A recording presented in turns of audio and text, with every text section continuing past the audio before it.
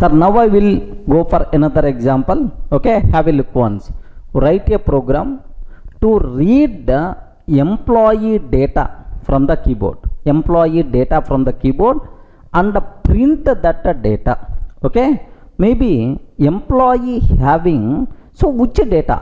Employee number, employee name, employee salary, employee address, next whether employee married or not, are getting married or not, like this is the data what we have. I want to read this data from the keyboard and print that data to the end user for confirmation purpose. This is about my job, sir.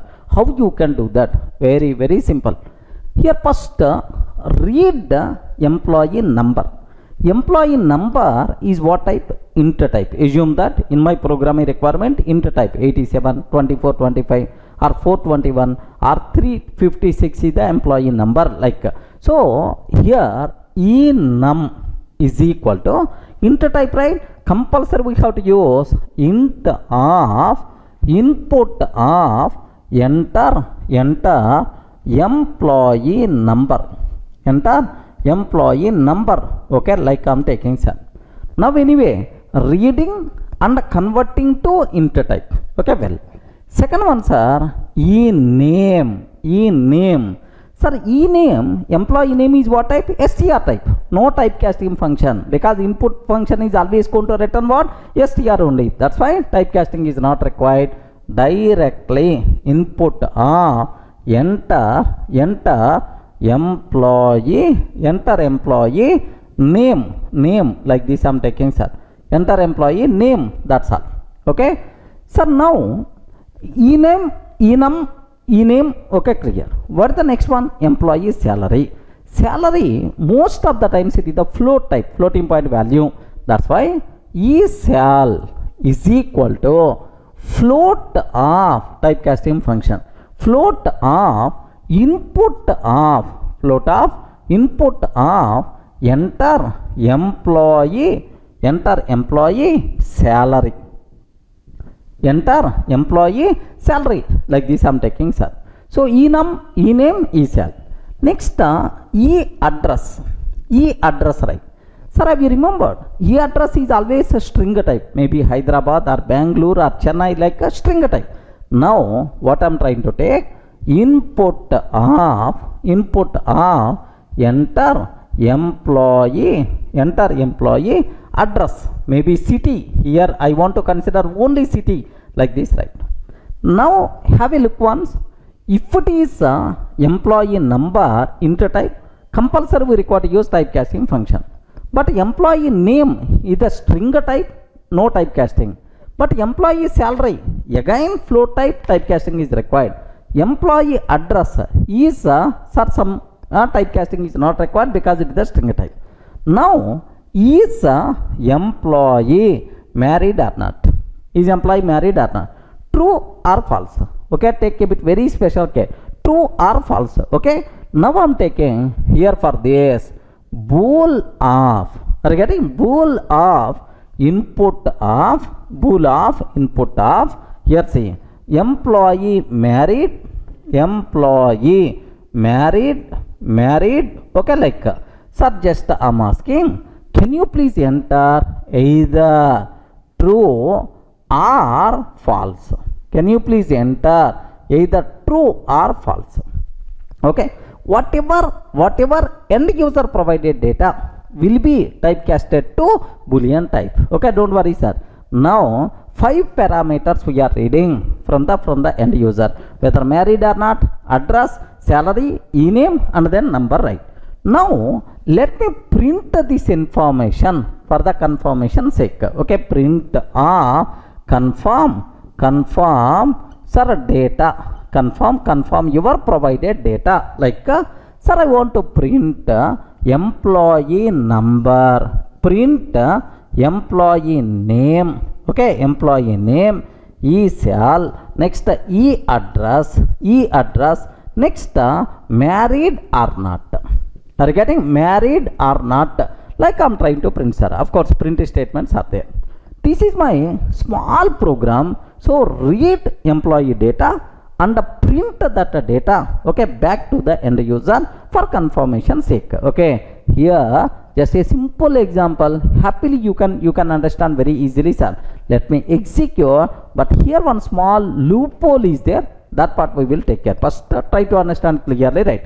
Have a look once. Now I want to write a small, sir, same code, right? So first one, employee number is equal to input enter employee number, like I'm taking, sir. Okay, sir, here just observe that a bit carefully. Employee number is the int type, that's why typecasting must be required. Sir, second one, employee name, okay, enter employee name, okay, like. Next, sir, eval, compulsory typecasting must be required, okay, float off like this, enter employee salary, enter employee salary. Next, e-address, right? E-address, enter employee address, enter employee address like this, because it is a string type only, typecasting is not required. Next, married or not, are you getting married or not? Sir, bool off, bool enter is employee married, is employee married, is employee married, like. Here what data you have to enter, sir? Either true or false we have to enter. Take very special care about this one, sir. Either true or false we have to take. Now print off, okay, print off. Sir, up to this what we did? Reading employee data from the keyboard. If anywhere typecastings are required, then we are performing typecasting. Sir, employee number int type, typecasting we did. Employee salary float type, typecasting, sir. Sir, employee marriage status, okay, true or false, boolean type. Next, name and address, string type only, typecasting is not required, clear, right? Sir, now print off, here print off, just I'm taking, sir, please confirm information, okay, please confirm your provided information, like this I'm taking, sir. Sir, first print off employee number, print off employee number like enum. Next, employee name, sir, ename I'm taking. Next, employee salary, eval, because salary is available inside this one. Sir, enter employee address, employee address, e-address like this. Next, last one, sir, okay, employee married, like this I'm taking, sir. Employee married, like yes, here just married, like this I'm trying to take. That's a simple example, right? Now let me execute this code, sir. Have a look once. Sir, enter employee number, okay, 872425. My IBM employee number, sir, this is. Sir, now enter employee name, okay, Durga. Enter employee salary, some 70,000, okay, like. Enter employee address, Hyderabad, like I'm trying to take. Sir, next, is employee married or not? Yes, man, married, true, okay, I got married already, true, that's why like this, right? Can you please observe? Please confirm your provided information. Employee number, okay, employee name, employee salary, employee address, employee married, true, like this. Perfectly, it's working properly, not required to keep any doubt. Is it clear for all of you? The same application, a bit large scale, okay, to handle multiple types of data, how you can do that, okay, clear. Now I have one small doubt is here. What is the important doubt? What is the important point here is very simple, sir. Take special care. Suppose assume I didn't get married. Assume, of course, real I got married, man, blessed with 2 kids also, okay. Assume that my marriage status is false, okay, I didn't got married. If I provide like that, what will happen? Assume, have a look once. Assume that, have a look once. Now the same example with a small type, because here at this line some magic is there, sir. That thing I have to explain. Of course, we explained already, but we forgot this one, okay. There is a small problem is there here. What is the problem is? Observe. Enter employee number 872425, okay, like. Enter employee name Durga. Enter employee salary 70,000, okay, like. Enter employee address Hyderabad, okay, like. Sir, is employee married? Is employee married? No man, I didn't got married. False. Like this I provided, right? So which value I provided for is employee married? False. It is available in string form. Converting this string to the boolean type, then obviously false. Like now observe carefully. Observe carefully, sir. Here I provided. Here I provided. Is employee married? What is the answer I provided, sir? False is the answer. But what is the output it is showing? Employee married. True is the answer. Array, I provided false. But how you are getting true? True is the answer. This is the how this mission aware already I married. I am providing wrong information. Is this program having any intelligence? No, no. A simple logical mistake we are doing, sir. That logical mistake you people should aware. What is that mistake is? Listen carefully. Here to convert employee marriage status to boolean type, which function we are using? Bool function. Are you getting which function we are using? Bool function, right? The bool function behavior is very, very simple, sir. If you provide str type to bool conversion, I have to do that. So what is the behavior of this bool function is, if this str is a empty string, if this str is empty string, okay, then only it is returned as false. Okay, then only it is considered the false. If it is not empty, then it's always going to consider as true, sir. Remember this one. Then if it is empty, then only consider the false. Sir, if it is not empty, then it is considered the true.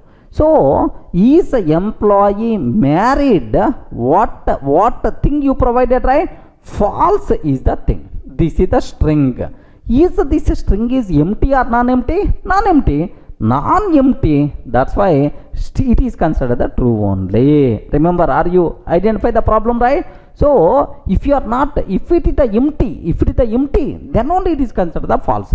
Sir, here enter employee married or not. I am not providing anything. If you didn't provide anything, then it is considered the empty string. Then it will be treated as the false. Have a look once. Observe carefully, right? Here I want to execute the same code again.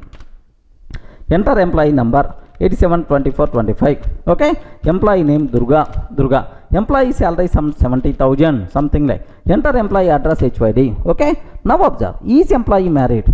If you entered anything here, it is non-empty, internally treated as the true only. Sir, I didn't enter anything, just enter button. If I click just enter button, empty string, then it is considered the false. Just observe carefully, sir. I just enter, that's all. I didn't provide any information here. Are you seeing? Either true or false I didn't provide. Now which answer we are getting, sir? False. Okay, so to read boolean data, we require to take a bit very, very special care. Array, not providing anything, then only false. If you provide anything, it is the true. No, it is not our logical requirement. If you provide false, should be treated as the false.